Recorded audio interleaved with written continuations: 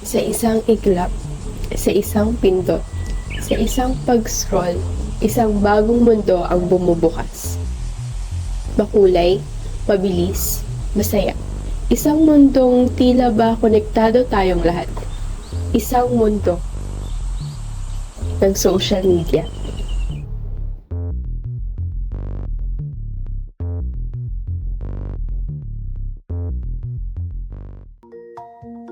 Ayon sa datos, mahigit 70 milyon na Pilipino ang aktibo sa social media, katumbas ng 78% ng populasyon ng bansa. Halos 70 milyon ang may Facebook, 70 milyon naman ang mayroong nasa TikTok at halos lahat ay may access sa internet. Sa loob ng isang araw, 8 oras ang iginugugol ng karaniwang Pilipino sa harap ng kanyang screen. Parang ang buhay ay umiikot na lamang sa kanyang newsfeed.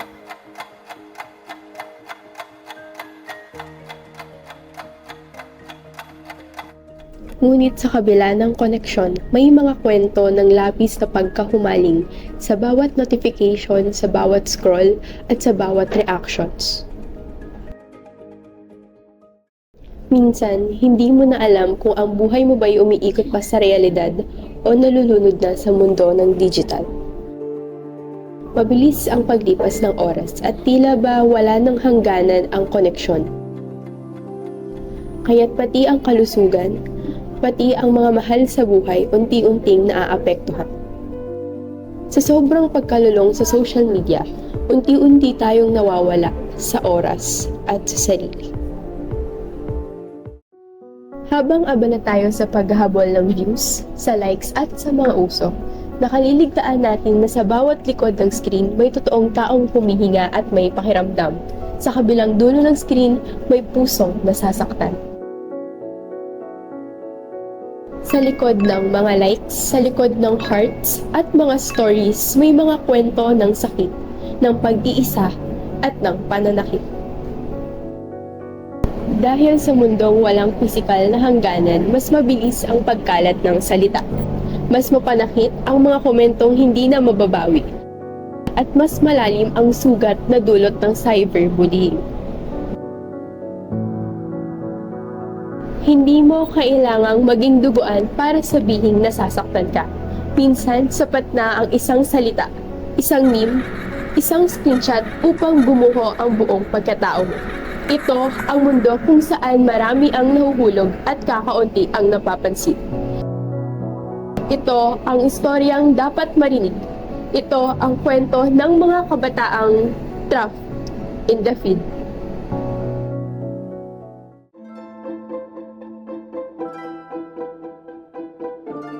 Isa si Ana, di tunay na pangalan, sa mga taong wala sa sentro ng media. Wala sa harap ng kamera, wala sa ilalim ng spotlight. Isang ordinaryong araw lang sana para sa isang ordinaryong taong kagaya niya. Ngunit nang dahil sa isang post, bigla siyang naging bahagi ng isang bagay na hindi naman niya pinili. At mula roon, nagsimula ang mga salita, mga pangungutya, mga salitang walang preno, mga komentong may bigat, at mga biro na lumampas sa pagiging biro. Isa akong kabataan na hindi gaanong gumagamit ng social media, especially Facebook. And before that incident, I was okay. I was enjoying life because kakatapos lang ng major event na nangyari sa akin bilang isang student, and I was happy around evening. And nalaman ko lang na may ganong post na kumakalat sa akin through messenger, group chats with my friends. And nung una, sabi ko, ano ba yun, kako? Baka pinagtitripan nyo lang ako, ganyan. Akala ko, sa ano lang namin siya, like parang circle lang siya. Sa circle lang namin siya sa Facebook, ganun.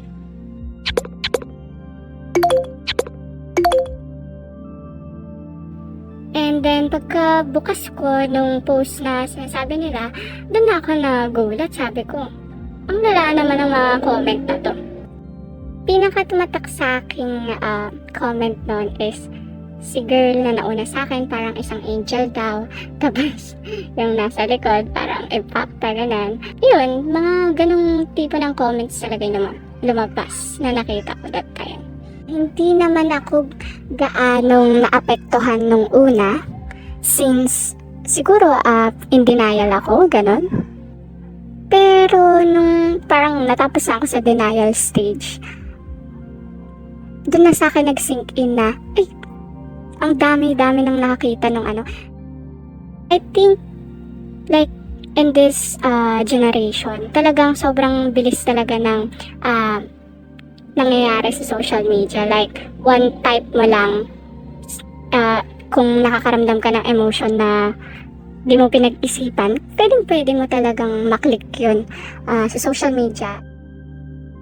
Di naman ako naghanap ng specific na tulong or comfort sa ibang tao during that time. Siguro yung pinaka parang sinik ko lang that time is like parang halata ba ako, like yung itsura ko, makikilala mo ba ako pag nakamas ako, ganyan.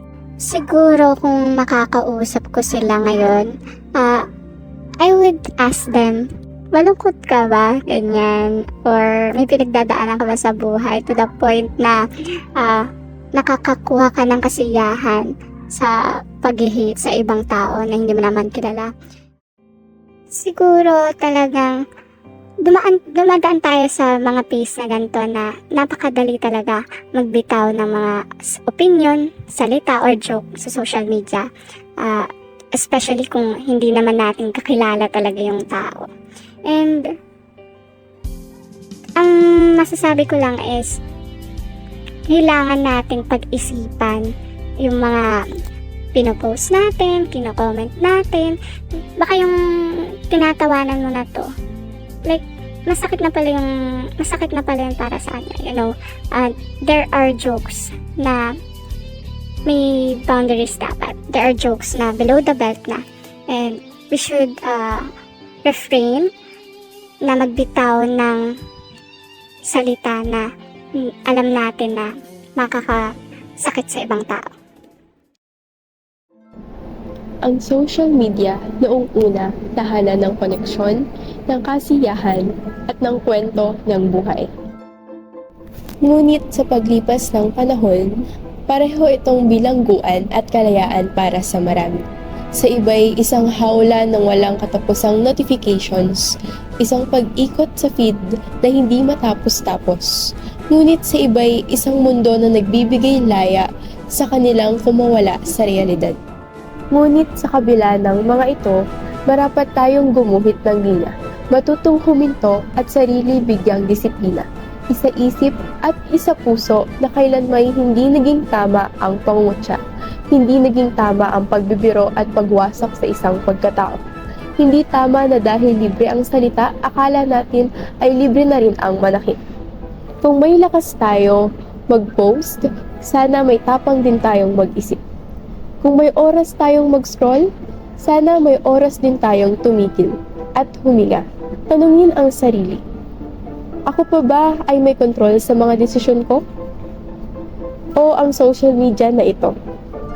Nagbibigay nga ba ito ng laya o palihim ako nitong ikinukulong sa isang madilim na hawla?